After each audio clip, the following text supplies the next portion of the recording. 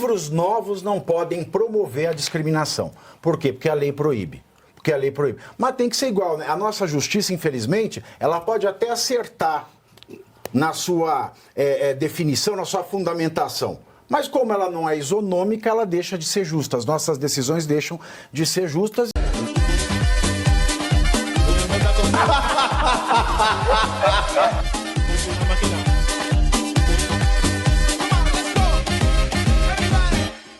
Esta notícia é de arrupiar.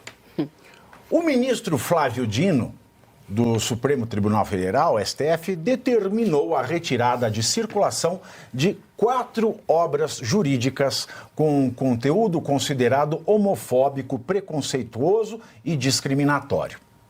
As 3 palavras são a mesma coisa, né? Homofóbico, preconceituoso e discriminatório. Dino também considerou que as obras jurídicas em questão podem ser reeditadas e vendidas ao público, desde que retirados os trechos que ele chamou de incompatíveis com a Constituição Federal e que violam a dignidade humana e propagam ódio contra mulheres e a comunidade LGBTQIA+. Segundo o ministro, os livros publicados entre 2008 e 2009 contêm expressões homofóbicas como homossexualismo, o associam a um tipo de anomalia sexual e comportamento doentio e relacionam a comunidade com doenças sexualmente transmissíveis. Dino disse que os direitos de liberdade de expressão e de livre manifestação do pensamento são importantes, mas que a Constituição também impõe a responsabilização civil, penal, criminal e administrativa em casos de desrespeito à dignidade humana. Bom, esse caso, eu vi, né, essa decisão. O Dino, ele retomou uma decisão do STF de 2003, que a gente já falou aqui várias vezes, professor, do caso Elvanger. Sim. Elvanger era um livreiro, editor e escritor gaúcho, que em 1989 ele escrevia e publicava livros antissemitas, declaradamente antissemitas. Ele negava o Holocausto, fazia umas capas tentando fazer Ih, acabou o gás, né? O fim da farsa do Holocausto, coisas desse tipo. Bom, a lei do racismo é de 88, mas a lei do racismo de 88 não incluía essa questão religiosa de povo, etc. e tal. Ela era mais enxuta nas hipóteses. Depois que o Elvanger já tinha publicado, mudaram a lei para englobar também o caso de antissemitismo. Mas o fato é que o Ministério Público do Rio Grande do Sul entrou com uma ação, pediu para tirar o livro de circulação e punir o Elvanger por racismo. Isso chegou até o Tribunal Federal em 2003, né? Essa ação demorou aí na Justiça 14 anos. Em 2003, o STF, ele falou que toda forma de discriminação é racismo e que ele não poderia publicar um livro que tinha a finalidade, né, declarada de discriminar. Agora, eu não consegui saber quais são esses livros que o Flávio Dino mandou tirar de circulação. Eu sei que na minha época de estudar direito, muito anterior a essa, a gente tem grandes obras do direito civil, como do professor Orlando Gomes, que ele fala, por exemplo, o casamento entre pessoas do mesmo sexo só é possível nos domínios da insânia. Tem muita gente que considera a homossexualidade, como o professor Guido Palomba, que é psiquiatra forense, e ele tem ainda no tratado dele essa concepção, né? Então, é o seguinte, tratam-se de livros novos, livros de 2008 e 2009, portanto, já com esse entendimento do antissemitismo firmado lá pelo STF, mas eu acho que isso devia ter vindo a debate de uma maneira mais explicitada, porque da maneira que vem, né, ele diz, olha, isso aconteceu e pronto. Eu não sei o que pensar dessa notícia, sinceramente. Pavio, eu vou ser muito direto e objetivo, tá? Você foi muito claro quando você disse que deveria ser trabalhado de uma maneira mais adequada. O primeiro ponto, isso já tem um vício de origem, que é pela pressuposição de que eu estou buscando que sejam publicados livros que tratem apenas daquilo que dignifica o ser humano, eu considero que dignifica o ser humano aquilo que está dentro da minha perspectiva, não a minha perspectiva moral, mas como também política e ideológica. Onde que está o vício de origem? Esse é o primeiro passo para depois você censurar tudo. Isso, da minha perspectiva, está dentro do escopo da censura. Por qual razão?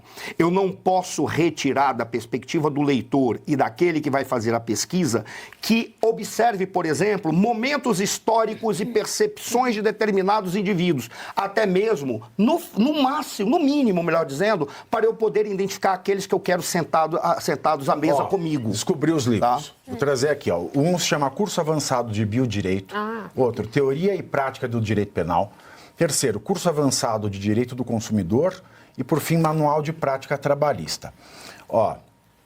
Os livros contêm trechos que definem a homossexualidade como prática doentia e anomalia sexual. Em um deles, há a defesa de que empresas possam demitir funcionários que forem efeminados. Não é? De fato, parece um absurdo. Em outro, tem um trecho citado, né, que um autor afirma que relações homossexuais são uma loucura psicológica tão devastadora como nos tempos de Hitler. Então é gente sem noção. Mas, Pavinato, o problema todo, como é que a gente combate o absurdo? Mostrando o absurdo estrutural daquilo que eles estão falando, no seu argumento. E não fazendo com que ele calhe a boca. Porque o vício de origem é eu trazer para mim o direito de censurar todos porque eu julgo que é absurdo. Da minha perspectiva, isso é um absurdo. Estou dizendo claro, ministro, não venha me prender, porque eu concordo que isso é absurdo. Tudo que o senhor identificou para mim é absurdo. Só tem um detalhe. O absurdo, ele é combatido com a verdade, com a pesquisa e com a leitura e o entendimento de onde estão os erros desses que assim se pronunciaram. Por quê? Porque se você não fizer dessa forma, simplesmente você está trazendo um poder para alguém que no momento em que essa estrutura de poder for montada, basta substituir. Você coloca outra pessoa que vai usar a mesma estrutura para dizer, a partir de agora é absurdo aquilo que eu não considero como sendo correto. E você tem uma outra tirania. Nós temos que trabalhar dentro da perspectiva em que os absurdos são combatidos pela demonstração da absurdidade daquilo que está sendo falado. E não porque eu obrigo a pessoa a calar a boca. Deixa ele falar. Não estou me igualando àquele menino doido que ficava falando uma série de coisas num podcast que ele tinha, que foi defender que se criasse partido. Aí não, esse menino não sabe o que ele está falando. Ele apenas falou dentro da alopração dele. Deixa pra lá. Aí é uma organização do absurdo. Aí né? é uma organização do absurdo. É diferente. É completamente diferente. E aí, detalhe, eu só vou fazer um comentário acerca desse cidadão que você citou. Um cidadão que eu tive o desprazer de conhecê-lo pessoalmente. O Elvanger. Ele se apresentava como Siegfried Kastan. Era assim que ele se apresentava, ele criou uma editora chamada Revisão, que tinha um papel de dizer que tudo aquilo que foi falado sobre o Holocausto era uma mentira. Então ele buscava e ficava fazendo pesquisa para tentar demonstrar a mentira de uma coisa que é atestado historicamente. Razão pela qual eu fui obrigado a conhecer esse indivíduo, porque só ele tinha determinados documentos que eram necessários para eu demonstrar que certa personalidade que eu estudava não tinha nada a ver com aquilo. E você não tem noção do desprazer e da raiva que eu senti. No entanto, por incrível que pareça, sabe como foi que eu consegui conversar com ele? Porque quando eu sentei à mesa diante dele, atrás dele tinham todos os símbolos que representam para mim o que há de mais imundo na história da humanidade. Se eu olhasse para o chão, ele ia me botar para fora. E eu olhei no olho dele, sem expressar nada, porque eu não queria olhar nada. Aí ele passou a achar que eu era confiável. Só que aí o que aconteceu? A partir daí, saí dali, procurei amigos que combatiam exatamente o neonazismo, procurei amigos da comunidade judaica e disse, essas são as pessoas que estão trabalhando com essa imundície. E nunca mais quis falar com esse senhor. Eu tive o desprazer de conhecê-lo. Mas o problema todo é que, mesmo assim, aquilo que foi feito lá acabou sendo extrapolado para criar a possibilidade de censuras como essa.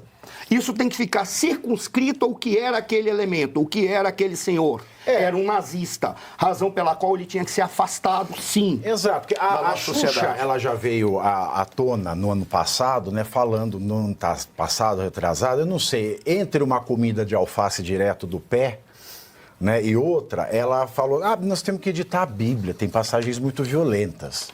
Né? Ela chegou a dizer uma coisa dessa. Mas é o seguinte, né, nós temos, só para... A gente falou aqui de 4 livros técnicos de curso de Direito. Então, eles pretendem ensinar alguma coisa. Esses são livros recentes. Acho que a gente tem que fazer um corte, Geise. Que, primeiro, a gente precisa ver a época histórica do livro.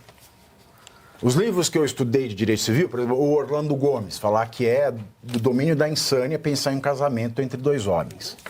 Ah, sim. Isso você não reedita, porque ele reflete uma realidade histórica de que a homossexualidade era considerada uma doença no CID, tinha várias outras questões, mas a partir dos anos 90 já não era mais. Isso. Em 2009 nem se fala. Então, quando esses autores escrevem um curso em 2009, primeiro eles estão ensinando errado. Eles estão ensinando errado, estão promovendo a discriminação e a lei proíbe. A lei proíbe. Agora, a Bíblia é aquela outra questão também. Ela foi escrita o Velho Testamento ele foi organizado no século VII a.C. Então, estou falando de 2.700 anos. Por exemplo, o Levítico, que tem aquelas passagens, isso tem 2.700 anos. Então, você tem que respeitar, porque é um registro histórico, inclusive para você acompanhar a evolução do pensamento na história. Exato. Agora, esses autores, de fato, eles querem ensinar uma matéria e vêm ensinar errado, né? Eles já não podem fazer, porque se deixar... Escreveu, mas tem que responder por isso, porque eles estão ensinando errado. Ou também a gente vai estar aqui autorizando todo mundo a ensinar como... Eu não li o livro, né, obviamente, a gente só viu os títulos agora, mas eu li na matéria uns trechos que eles grifaram, é bem estranho o livro, é bem grotesco, e assim, eu não consigo entender... do ponto de vista jurídico, certas coisas que eles mencionaram ali no livro. Eu achei, assim, de péssimo tom, de péssimo gosto. Contudo, eu vou com o relator, professor Marcelo Suano, você não censura. Você não pode censurar conteúdo nunca. Não existe essa possibilidade. Justamente porque quando você vai ler a história da humanidade, você precisa desses documentos para montar ali uma linha do tempo e tal, e é um erro a censura. Eu faço um paralelo, por exemplo, com obras eugenistas. Eu sou terminantemente contra que se exclua do mercado editorial obras da antropologia criminal, por exemplo. E a antropologia criminal dizia com todas as letras que o negro ele tinha uma tendência a ser criminoso, por exemplo, só porque ele era negro. O motivo que levava ele a ser criminoso era a negritude. Então, eram obras extremamente racistas. E eu gosto de lê-las, eu gosto de ter essa informação. Elas têm a verdade do tempo. Exato. Do tempo delas. O tempo ali, e é isso. E eu preciso lê-las, porque como é que eu sou uma pesquisadora de um tema e não vou me propor a ler aquele conteúdo eugenista? Não faz sentido. Você quer ver uma coisa? Por que a editora desse cidadão se chamava Revisão? Porque estava vivendo naquele momento, naquele nosso momento, uma tese chamada revisionismo. O que era o revisionismo? Eles faziam uma releitura da Segunda Guerra Mundial para mostrar que tudo aquilo que a comunidade judaica falava era mentira. Era mentira, isso. Eu participei do combate ao revisionismo, exatamente porque eu pude ver os erros deles. E aí eu participei intensamente para dizer que o revisionismo é uma loucura científica, metodológica e teórica. Está aqui as falhas do que eles estão cometendo. Eu participei disso. Por qual razão? Porque eu tive a oportunidade de ver as bobagens que eles falavam. Então você não censura. Você não censura, senão você não tem acesso à bobagem que o cara fala. Não pode dizer. E aí, só mais uma coisa para fechar o assunto. Assim, perfeito isso que o professor falou. Ele só teve acesso porque viu as bobagens. É exatamente esse o meu ponto. Então, assim, a obra é bem estranha. Inclusive, eu não consigo saber por que eles colocaram... Porque, assim, é meio chulo. Ele fala umas coisas bem chulas. É puro preconceito. Enfim, não faz sentido na minha cabeça aquilo dali. Mas o Flávio Dino, ele não está preocupado com o combate, porque aí sim, a gente pode inclusive traçar um paralelo com a notícia da Cássia Kiss. Aí sim eu considero, de fato, falas bem preconceituosas. Mas o ponto é, o Flávio Dino, ele não está preocupado com esse combate. Ele coloca lá na fala dele, na justificativa dele, de que tem que respeitar a Constituição, e aí ele menciona assim, de que a liberdade de expressão, ela deve existir, mas você tem que ter a responsabilidade civil, penal, criminal, administrativa em caso de desrespeito à dignidade humana. E aí eu fiquei pensando se ele não conhece ninguém do 8 de janeiro, mães que estão presas e tal. Eles não são gente. Então, assim, ele não tem essa preocupação com a dignidade humana, porque se tivesse, ele teria preocupação com os presos do 8 de janeiro para entender o que aconteceu o caso. Opa, Vivi, duas informações nesse tema que são um tema bem polêmico, né? Em primeiro lugar, onde estavam os livros? Na biblioteca da Universidade Estadual de Londrina. Então a pergunta é, por que essa universidade comprou esses livros? Exato. Outra informação. Às vezes o autor doou também. Pode tem ser. essa. Tem isso. O Flávio Dino multou, né, os dois autores, Luciano Dalvi e Fernando Dalvi, em R$150 mil por danos morais coletivos. Exato. Né? Agora, eu concordo, eu sou contra qualquer tipo de censura, mas chegamos à conclusão que os livros prestam desserviço. Não sei, qual seria o meio termo? Talvez obrigar a vir na capa um adesivo informando esse livro ensina coisas que são contrárias à lei, não sei. Eu não gosto da ideia de censura, mas também não podemos ignorar que o livro presta um desserviço. Fato. Não sei qual seria esse meio termo mesmo, não sei. Fato. Demonstrar o erro Não há deles. meio termo. Esse é o termo. Demonstrar o erro deles. Trazê-los para o debate e colocá-los no seu devido lugar intelectual, que é lixo. Ponto final. Agora, eu não posso permitir... E um alerta na capa. Eu não posso Mas é um livro novo, Eu sei, mas eu não posso... Mas aí que está o detalhe. Exatamente por isso Mas a lei que proíbe pode você escrever um livro Então. com esse teor. Ninguém pode se escusar de cumprir a lei alegando que não é. Só o Alexandre de Moraes. O único medo que eu tenho é que você não combate o Partido Nacional Socialista dos Trabalhadores, para não dizer o nome, dizendo Zig Heil. Não. Se comportando igual Dani, a eles. alguma consideração?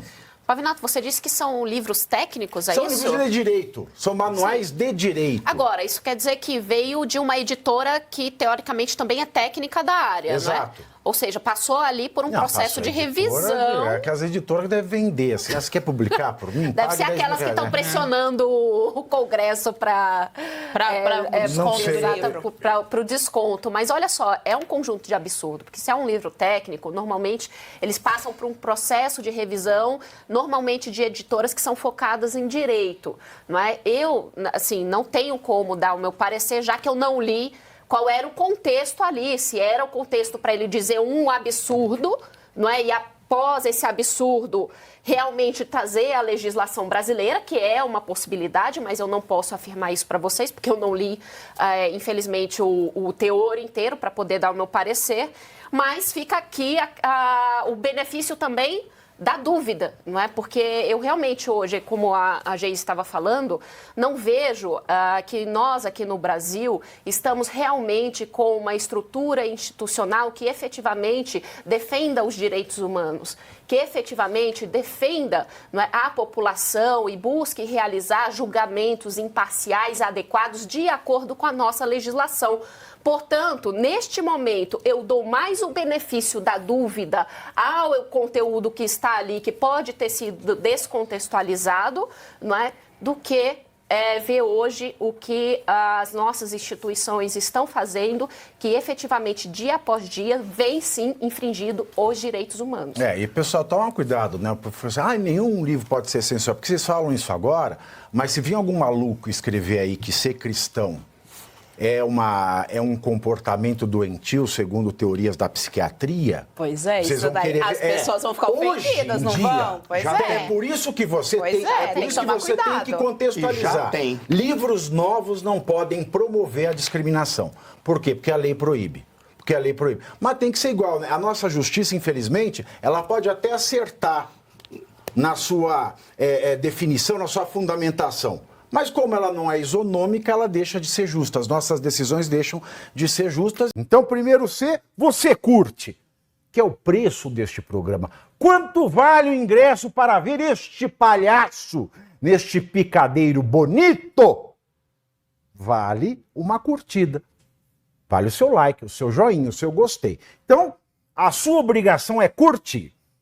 Se puder, comente, porque quem comenta ajuda no engajamento. Então, primeiro C é curtir, segundo C é comentar, o terceiro C, o que seria muito louvável, seria você compartilhar. Tem um link que é a setinha, uma setinha assim, meia bomba.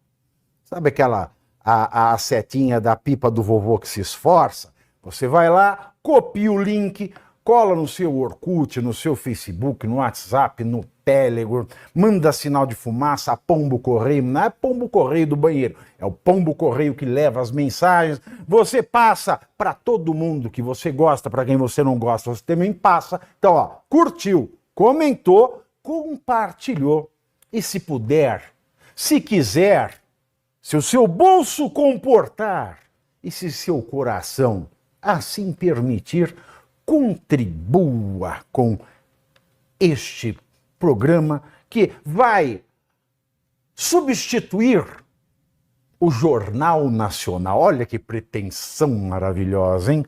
Se liga, ô Bonner, nós vamos derrubar o Jornal Nacional. Esta é a meta.